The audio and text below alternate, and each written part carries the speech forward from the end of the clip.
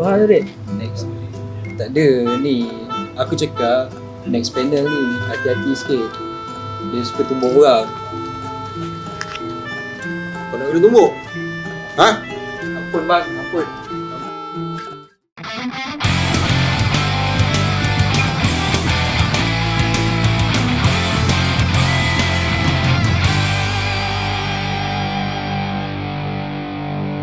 Echoes The Documentary disambung lagi. Kali ini untuk episod keempat dan kita akan masuk ke hal-hal technical management. Untuk episod kali ini, kita akan bersama seorang yang sering bekerja di belakang stage untuk artis-artis tempatan dan antarabangsa. Beliau sangat berpengalaman dan suka berkongsi cerita tentang hal-hal backstage. So jom kita dengar pengalaman beliau dan pelajari sedikit sebanyak perkara-perkara teknikal belakang pentas yang jarang sekali orang tengok. So seperti biasa, sila tonton sampai habis. Okey, selamat petang Jadi sila perkenalkan diri anda. Okey, Assalamualaikum. Saya Tajul. Mostly aku banyak buat untuk technical part. Technical part as a tech untuk gitar, stage punya design untuk band, siapa band yang kita involve lah untuk show. Lepas tu untuk studio, kadang-kadang untuk recording, kadang tolong juga. Kadang untuk buat benda-benda dalam studio untuk repair any problem, rosak apa semua kan. And then checking everything untuk show before pergi tour apa semua. Pernah bekerja dengan band-band mana ke, artis-artis ke? Pengalaman tak lama lah. Mostly dalam baru berapa belas tahun je. Oh, belas tu. Sebab orang lain pun kerja semua dah tua-tua kan. Boleh jumpa orang kat stage, majority kalau pergi overseas akan jumpa lah. Orang yang umur buat tech dah 40 tahun. Oh, macam Big Mick, 30 tahun. Oh. Orang still kerja soundman, still kerja dengan satu band, still contract for 20-30 years kan. Macam saya baru berapa belas tahun. Boleh katakan dulu every week, sometimes sebulan dalam 4 kali, sometimes 6 kali. Banyak saya involve untuk Butterfingers. Mostly dah lama juga lah daripada kembali album, recording. And then before that ada buat kerja untuk kru lah, untuk dorang. Sampai hari tu, Transcendent, last show. Kalau untuk overseas band, saya buat untuk Veronicas.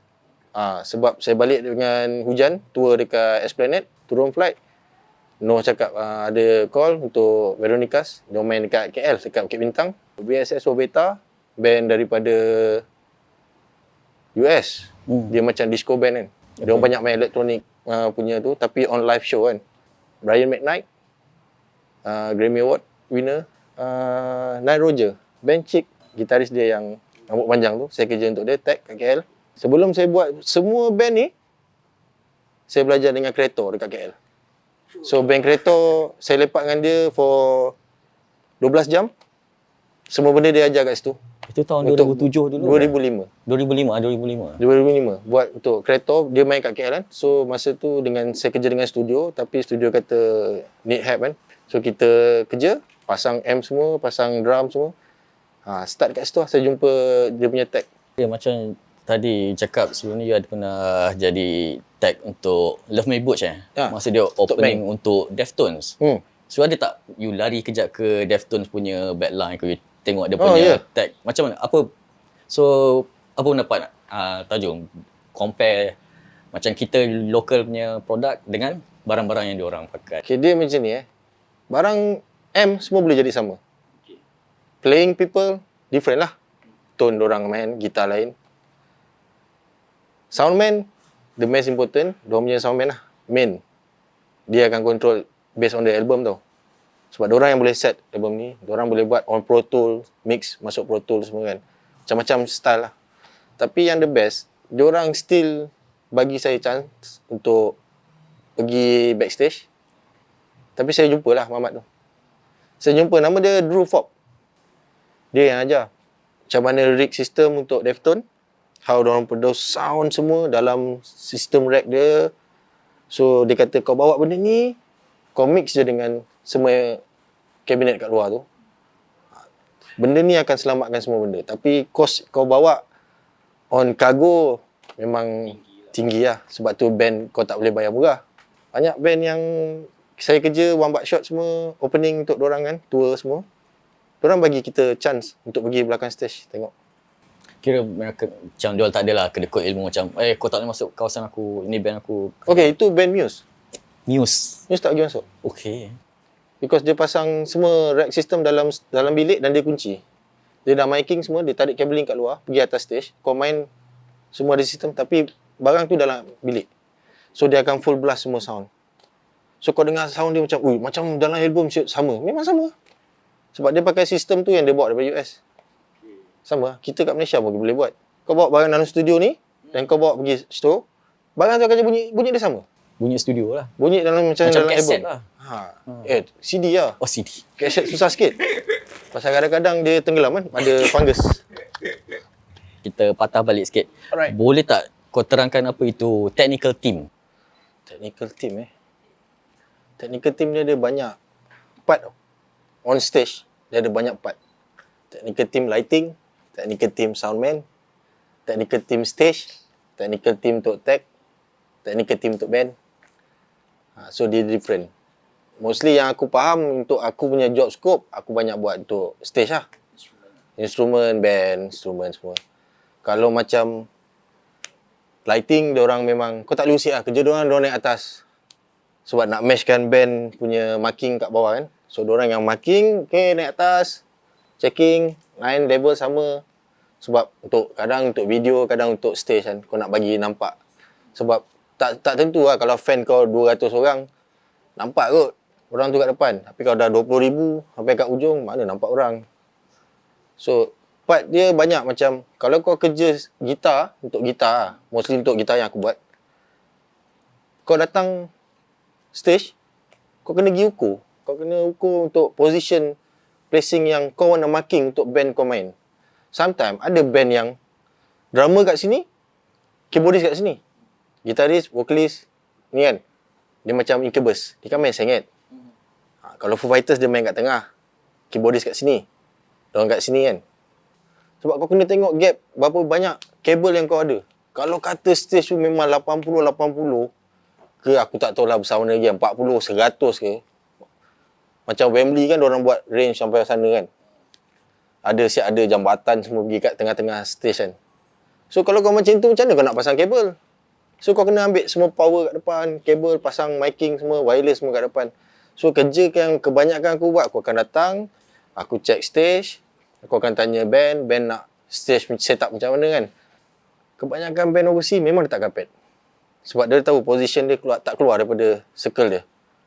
So aku akan ukur, tengok miking, tengok side fill, tengok cabling, patch dia, tengok dia punya wiring semua, kabel kat mana, plug point. Kau kena kira lah macam ni kat sini. Vokalis main gitar, pedal banyak. Kalau katalah vokalis kau nyanyi, main gitar, tapi dia tak pakai pedal. Katalah pedal tu memang aku kena jaga, aku akan tukar switch dia kan. Sound ni tukar. So kau tak payah bagi dia, kau bagi wireless untuk dia punya gitar, kau tukar. Every time lagu yang dia main kau tukar. So basically kau kena tahu flow lagu tu lah, bila nak kena masuk distortion. Yes. Dan basically selalunya aku belajar benda tu. Sebab diorang pergi studio bukannya diorang main, aku pun main kat lepas tu. So kebanyakan macam kau ajar lagu ni kan. Kau tak datang sound check, kata kau terlambat flight, aku akan cover kau dulu untuk sound check. Banyak kali aku buat kat sound check.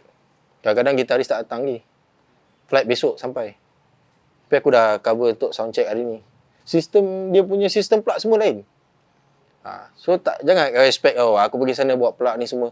Kadang-kadang kau bawa pedal board kau pun tak boleh pakai dia punya power supply. Kau kena pakai Transformer, step down, semua kan. Sama kat band Mat Salleh, diorang datang sini terpaksa minta step down. Bila kau tanya, pasal banyak sangat? Step down diorang sebab diorang bawa amp. Macam Deftones pun bawa rack system, semua dah kena tukar step down. Nak ikut electric kan, circle. So kau kena jaga lah, kau kena tahu electric part. Padahal benda tu tak macam perlu ke aku tahu kan. Tapi bila kau kena tahu, macam aku perlu tahu ke tak bila aku kena pergi overseas dan aku kena kerja kat luar negeri. Sebab dia takkan sama. Plug pin dia 2 point bulat. Kalau Manila dia 3 pin, semua pelik-pelik kan plug. Benda tu aku buat. So aku kena tahu. So aku banyak pergi tengok lighting, kat mana position untuk marking. Lepas tu band punya instrumen semua memang kau kena tahu lah. Instrumen gitar semua kau kena siap set up sebelum benda tu nak main. Mostly dalam 4 jam, 5 jam. Itu tadi kita cerita technical team untuk live setup untuk stage. Kalau untuk recording pula macam mana? Kalau untuk recording, selalu kalau recording kita akan datang studio tu, kita selalu macam nak record lagu ni. Okay, kita record lagu ni. Tapi kita akan discuss lah. Aku nak pakai pedal ni untuk ni, aku nak pakai macam ni untuk ni. Tapi kita tak record dekat dalam studio. Kita akan record kat main console. Kat dalam lah. So kau still boleh tahu apa yang dia nak pijak. Lagu ni part mana yang dia akan tukar sound. So dia akan cakap, tak best lah pedal ni. Kau cari pedal lain. So mungkin tak dapat sound tu. So kebanyakan kau akan belajar dengan band. Dengan gitaris yang kau jaga lah. Kau belajar macam mana nak buat. Macam mana kau nak main lagu ni, kau nak part mana. Apakah relevannya technical team ni dalam sesebuah band ataupun persembahan lah, kata. Apa kepentingan dia? Kepentingan dia bagi aku kepentingan dia sebenarnya lah, kau memudahkan segala-galanya benda yang kau rasa benda tu sangat susah nak buat atas stage, sebab kau takkan boleh buat seorang. Sekiranya kau band, kau yang tukang pasang, kau yang nak pergi sound check, kau nak kena pergi check line, kau nak kena tahu barang kau rosak, string kau putus, kau nak kena tukar, bila kau nak rehat. So as a tech ni semua, diorang ni kerja untuk band, bagi flow tu cantik. Kau memang buat, bagi dia orang semua buat kerja cantik, band naik atas main. That is professional. Band ni, kalau dia dah berjaya, diorang akan main kat stage yang paling besar. Stage yang paling besar, barang sendiri kan. Dia takkan, mana ada rental hantar. So kau kena bawa barang studio kau. Benda-benda ni semua, siapa nak packing? As a tech atau roadie yang buat kerja, dia orang kena packing. Diorang packing masuk dalam kontainer hantar kat stage, turun, tengok pukul berapa kau punya slot. Katalah slot kau pukul 6 petang, kau sampai pukul 2 petang. 2 petang kau kena keluar semua barang kau. Kau kena kira barang masuk, barang keluar, berapa banyak cabling kau buat. Okay, kau susun, kau set up. Sebenarnya benda tu sangat penting sebab band tak boleh lari tukar gitar. Mana nak lari kan stage, lagu pun tengah tak habis lagi. Habis kau nak continue another track. Sometimes diorang nak medley lagu kan. Bila medley lagu kau tengok. Kalau medley lagu tu dia main akustik, kau sempat untuk tukar gitar. Tapi kalau kau yang lari pergi tukar gitar, bukan stage tu kecil untuk kau pergi sebelah ni. Stage tu akan pergi dalam 10 kaki kot lagi untuk kau ambil gitar. So selalu tag akan tukar.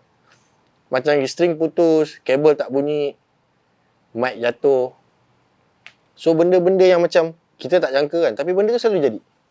Kau tengah main, tak ada elok. Tapi putus tali aku. Dan benda tu semua jadi. Macam, mostly example dia Butterfingers main. On stage, aku bagi cue dalam 10 minit kot. Saya 10 minit lagi nak start ni kan. Pedal tak bunyi, babe. Elektrik. Circuit loss. Aku macam, asal pedal aku semua gelap kan? Asal tak menyala? Aku dah on semua pedal. Pedal gelap. So aku tengok macam, check balik power supply. Panggil dorang semua check. Diorang kata longgar. So bila kita dah ketatkan, okay, power datang balik. Bila power datang balik, aku try balik. Tuner rosak. Padahal tuner baru buka daripada kotak. Rosak. Aku pergi lari, ambil tuner lain, tukar lagi tuner. So benda tu, okay, dah boleh tune balik. Okay, dah boleh set up balik. So dorang, band takkan ambil tahu macam, tuner aku rosak ke? String tu macam mana? Gitar aku dah tune ke? Sebab dorang main tuning semua tukar-tukar kan. B, A sharp, C, C sharp, E flat. Kalau band tu yang sendiri main, sendiri yang tuning, okay juga. Kalau dia nak tune atas stage. Kalau dia yang, sekejap aku nak tukar gitar. Kau tengok gig, kejap saya nak tukar gitar. That's macam, dia punya momentum show tu macam, dia tengah feel, potong. So, bila kau ada technician ni akan tukar. Dia tak semua sama. Dan macam Butterfingers pun, example dia sebenarnya, kalau Emmett main gitar, main. Okay, after this song, wire pipe. Takkan dia nak ambil gitar, mana nak letak ni? Gitar kena bagi dan tukar, akan hantar violin. Violin kau kena tengok patch dia pula, kabel dia, mic dia kan. Kalau dia pakai miking kat mic, okay tak? Tapi mic-nya vocal, tak boleh pergi mic. Untuk ni, so kau kena tukar kan. So selalu aku pakai clip mic. So sebenarnya benda tu penting, dan kebanyakan band kat Malaysia, alhamdulillah, kebanyakan dah start nak pakai roadie, start nak pakai kru. Benda tu bagus lah. Dan kau memberi rezeki dan pelajaran kepada budak generasi baru untuk buat tau. Sebab budak yang baru, dia akan anggap, oh, kau kena kerja as a band. Kau kena buat band, kau kena jadi band baru kau macam first glamour lah. Tapi kalau kau buat technician, kau kena belajar benda yang tak perlu, yang kau dah tak ambil tahu kan. String ni gauge berapa, strap ni kenapa pakai strap lock.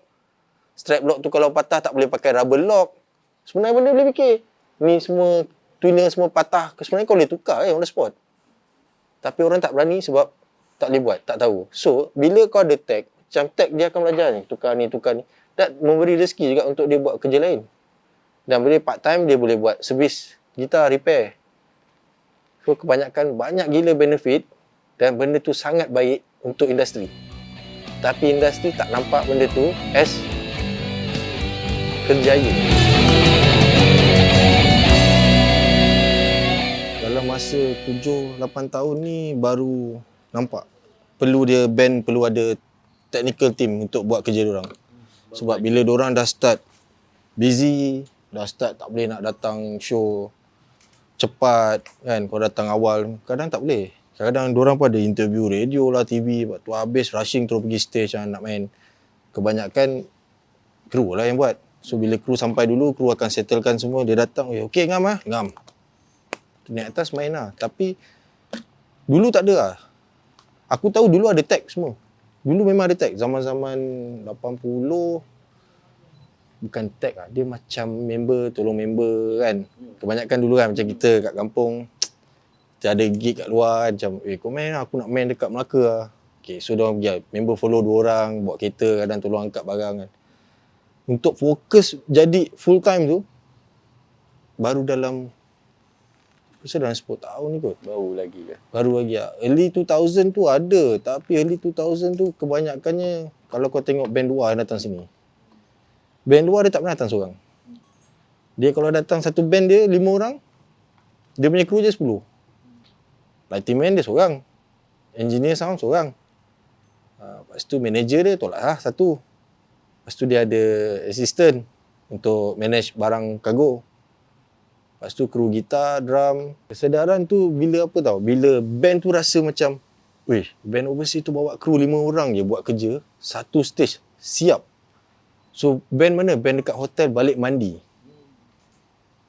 Dan masa aku kerja dengan Kreator, example kerja dengan Kreator, tengok diorang buat kerja, aku tolong set up semua kan. Worklist tak ada. Technician dia seorang, pergi line check semua line, drum dia tak buat. Drum ada satu Mamat. Mamat ni manager dia kot, dia yang buat drum. Aku tak ingat lah. Mamat yang buat gitar ni, dia buat semua gitar, 3 gitar. Dia buat light juga, dia buat lighting. Dia nak ambil flashing light tu dekat depan barang vocalist punya mic kan, so ambil light warna merah kan. So bila dia kata off the light, please on the red light. Boom. Aku nampak muka, muka dia ganas merah kan. Oh lama. Sekali kau boleh kau tengok, lah dia buat benda tu senang kan. So kesedaran dia bila kita datang tengok macam, wish, settle kan, dia seorang dia boleh buat semua, band tidur. So bila band dapat rehat, tu yang paling bagus. Band nak rehat, performance dia kena jaga. Kadang-kadang diorang main show 30 lagu, 2 jam setengah. Tapi kalau 2 jam setengah, kau cuma tidur 3 jam untuk besok tu kau nak main, kau tak ada energi. At least 5 jam pun kau still penat. So bila kau tengok band main, tiba-tiba macam gitaris pun tak larat kan. Apa jadi kan. So bila band kau dapat rehat cukup, kau pergi travel, kadang naik flight, kadang travel naik kereta jauh kan. Bila kau dah rehat, kau pergi show memang best. Itu yang paling penting. Kesedaran dia nampak benda ni bila band luar tu datang. Aku jumpa All American Reject punya tag semua, aku tanya dia, datang berapa orang? 3. Okey. Aku tanya dia best tak? Dia kata, okey lah, Malaysia panas. Tu datang berpeluh-peluh kan. Lepas tu aku tanya Sum 41 punya tag. Aku tanya dia, kau datang berapa orang? 3. Sama dengan Deftones punya tag. Mamat tu kerja dengan Slipknot. Dia kerja Slipknot, dia kerja Smashing Pumpkin, dia kerja dengan Shakira, dia kerja dengan Whitesnake. Kebanyakan M yang diorang buat, diorang bagi band pakai, macam Deftones pakai. Tapi bila kau tengok kat depan tu macam orange kan. Tak, kat belakang tu ada M diorang dan head dengan cap semua diorang satu set. Diorang yang banyak pakai, bukannya. Bukan orange tu semata. Bukan orange. Orange tu Maybe endorsement deal ke. endorsement lah. Kebanyakan endorsement kau kena pakai. Sama macam kereta kan. Dia pakai endorsement, tak silap aku, simbol kot. Simbol tu endorsement. So dia bawa daripada Jerman. Gila banyak ni. So, besar gila. Aku tanya box apa, dia kata simbol. Kita orang kena habiskan, pakai. So aku tanya habiskan macam mana? Pakai, habis show, siapa nak kita bagi lah. So aku macam, berapa banyak boleh bagi? Dia kata, tak tahu lah siapa nak. Selalunya orang tak nak, simbol. Orang sibuk nak, dia kata orang sibuk nak pick gitar kan. Lepas tu, ambil gambar. Kebanyakan orang nak simpan kan. Tak, sebenarnya simbol pun kita orang bagi. Dan orang, endorsement ni akan datang bila kau start band kau berjaya lah. Katrina punya gitaris. Dia datang nak ambil gitar kan, gitar dah siap. Adalah aku repair sikit, service sikit. Sebab aku banyak tolong dia juga kan, buat lagu, dengar lagu untuk sound. Sebab arrangement diorang nak start recording kan. So diorang banyak buat record baru, lagu baru, selalunya aku akan dengar. As a friend, kita bagi advice lah. Kadang-kadang datang kau nak pinjam gitar ke, nak apa kan. Sebab kadang-kadang kau ada gitar yang macam ni. Katalah kau ada Les Paul, kau record dengan Les Paul tu dah 2 album. So next, kau nak buat third album, kau nak record sound, kau cakap, aku tak nak sound macam dulu, aku nak sound lain. Tapi aku ada M ni. Okay, kau ada M ni, kau pakai M ni, tapi kau boleh ambil gitar lain untuk dapatkan tone lain. Mungkin kau nak pedal lambat kot. Kan? So kau ambil pedal, tukar pedal. Tu bestnya, bila aku pun boleh kongsi ilmu dengan gitaris, dan gitaris pun akan share knowledge dia lagi banyak daripada kita kan, sebab dia nyanyi kan. Okay, Tajul. So terima kasihlah sebab sudi luangkan masa bagi sedikit ilmu tadi pasal technical team ni. So ada apa-apa pesan kepada penonton?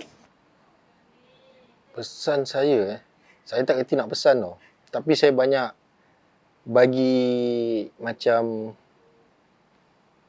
idea untuk generasi muda ataupun orang yang nak belajar muzik kan. Kau belajar jadi technician ni semua, kalau kau dah tera main gitar, kau buat band, mesti kau tera. Mesti kau hebat daripada band yang lain. Sebab band lain pun akan belajar kat instrumen semua, gear, pedal apa semua kan. So kebanyakan orang terus jump as a people yang nak dalam masuk industri akan terus, okay kita boleh main gitar, okay kita terus pergi. Tapi sebenarnya kau kena belajar, kau kena pusing balik, belajar balik, pedal kau semua, sound, kau nak cari sound semua, kau kena belajar. So benda yang baik sebenarnya, kita belajar pada bawah. Kalau kau nak masuk industri, tak kisahlah kau nak belajar buat lighting ke, soundman ke, lighting man pun, kau kena belajar agak benda tu kan. Kau kena belajar konsol, kau belajar semua benda-benda tu semua. Sama dengan gitar agak. Nak belajar servis, belajar ni. So kau kena belajar. Kita adalah orang yang sangat perlu dalam industri. Dan industri takkan berpusing kalau kita ni tak ada. Kalau semua orang jadi artis, tak ada siapa yang tahu pasang pusing kabel, pusing amp, pusing placing mic semua. Sampai bila?